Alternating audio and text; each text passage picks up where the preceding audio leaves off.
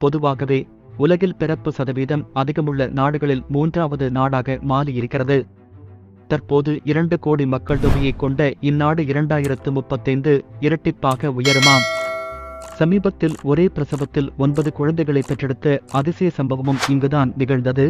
சில தினங்களுக்கு முன் பெண் ஒருவருக்கு ஒரே பிரசவத்தில் 9 குழந்தைகள் பிறந்திருக்கிறது. எங்கு தெரியுமா? மாலி என்றொரு நாட்டில். அந்த நாடு எங்கு இருக்கிறது என்றுதானே கேட்கிறீர்கள்?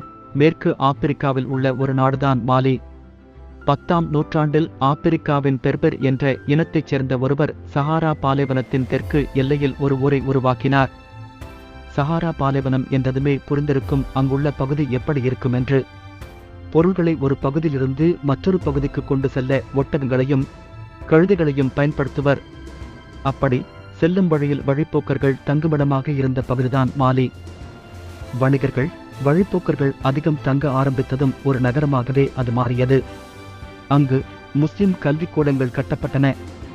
வெளிநாடுகளிலிருந்து மக்கள் அங்கு வந்து தங்கி படிக்க ஆரம்பித்தனர். அச்சமயம் கொஞ்சம் கொஞ்சமாக புதிய உலகத்தை உருவாக்கும் எண்ணத்திலிருந்த வெள்ளையர்களுக்கு அடிமைகள் தேவைப்பட்டனர். அப்போது ஆப்பிரிக்காவின் பல கருப்பினத்தவர்களும் அடிமைகளாக்கப்பட்டனர். மாலி பகுதியில் உள்ள மக்களும் அடிமைகளாக்கப்பட்டனர். 1880களில் பிரான்சின் கட்டுப்பாட்டுக்குள் இந்நகரம் கொண்டு வரப்பட்டது. கலானை நாடாக்கிக் கொண்டது. மாலி மற்றும் சுற்றுவட்டார பகுதிகள் அப்போது சூடானிய குடியரசு என அழைக்கப்பட்டு வந்தது.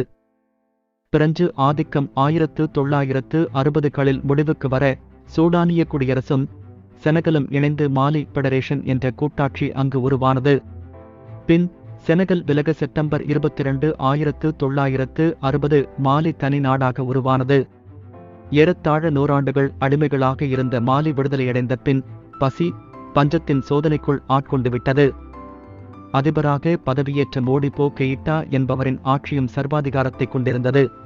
பசி பஞ்சத்திற்கு எதிரான போராட்டத்தோடு அரசுக்கு எதிரான போராட்டமும் தொடங்கியது. 1968 நடைபெற்ற புரட்சியில் மோடிபோ கெயிட்டா சிறைபிடிக்கப்பட்டார்.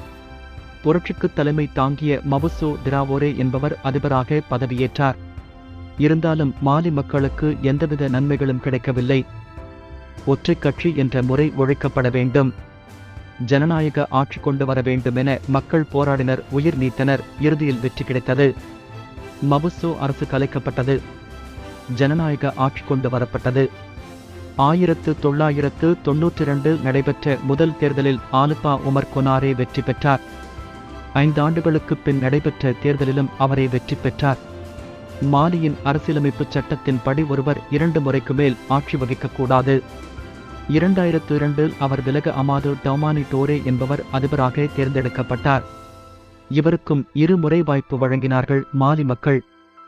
அதனால் 2007 மீண்டும் இவரே அதிபரானார். 90% முஸ்லிம் மதத்தினவர் வாழும் மாலி நாட்டின் மிகப்பெரிய தொழில் விவசாயம்தான். இங்கு உற்பத்தி செய்யப்படும் பருத்தி பல நாடுகளுக்கு ஏற்றுமதி செய்யப்படுகிறது.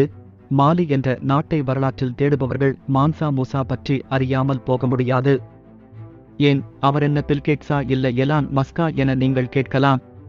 அவர்களை எல்லாம் தாண்டி உலகில் யாரும் எட்டிப்பிடிக்க முடியாத அளவிற்கு பெரும் பணக்காரராக வாழ்ந்தவர்தான் மான்சா மூசா. 700 வருடங்களுக்கு முன் வாழ்ந்த அந்த மனிதரின் சொத்து மதிப்பு 400 பில்லியன் அமெரிக்க டாலர்கள் என்று சொல்கிறார்கள் ஆய்வாளர்கள். வறுமையான நாட்டில் இவ்வளவு வளத்தை எப்படி பெற்றார் என்ற கேள்வி எழலாம். அப்போது ஆப்பிரிக்கா முழுவதும் தங்கம் வைரச்சுரங்கங்கள் இருந்தன. தங்கம் கொழித்தது என்றுதான் சொல்ல வேண்டும். மாலி முஸ்லிம்கள் அதிகம் வாழ்ந்த பகுதி என்பதால் இங்குதான் உலகின் மிகப்பெரிய சுடாத மண்கல்லால் கட்டப்பட்ட சென்னையின் பெரிய பள்ளிவாசல் இருக்கிறது. இது ஆப்பிரிக்காவின் மிக முக்கியமான கட்டடங்களுள் ஒன்றாக இருக்கிறது. சரி, இந்த நாட்டின் வரலாறு ஓகே. முதலில் சொன்ன ஒரே பிரசவத்தில் ஒரு பெண்ணுக்கு 9 குழந்தைகள் காரணத்தை சொல்லவில்லையே என நீங்கள் கேட்பது புரிகிறது. ஆப்பிரிக்காவின் பெண்களுக்கு கருவுறுவதில் சிக்கல் ஏற்படும் போது கொடுக்கப்படும் மருந்துகளின் காரணமாக கருமுட்டைகள் அதிகரித்திருக்கலாம் என்கிறார்கள். இது மாதிரியான நிகழ்வு குழந்தைக்கும் தாயிற்கும் பிரச்சனை. இருப்பினும் இந்த பெண் தற்போது நலமுடன்தான் இருக்கிறார். பொதுவாகவே உலகில் பிறப்பு சதவீதம் அதிகமுள்ள நாடுகளில் 3வது நாடாக மாலி இருக்கிறது.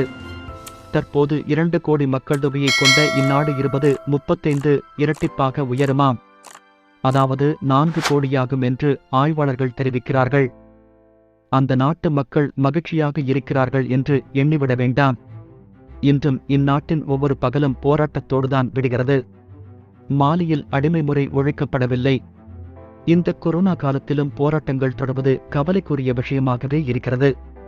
சீக்கிரம் மாலி சுதந்திர கடலில் நீந்தட்டும். உங்கள் நண்பர்களும் இது போன்ற நிகழ்வுகளை அறிந்து கொள்ள இந்த காணொளியை பகிரவும். உலகை அறிவோம் காணொளியை கண்டமைக்கு நன்றி. இது போன்ற தகவல்களை தெரிந்து கொள்ள உலகை அறிவோம் பக்கத்தை பின்தொடரவும்.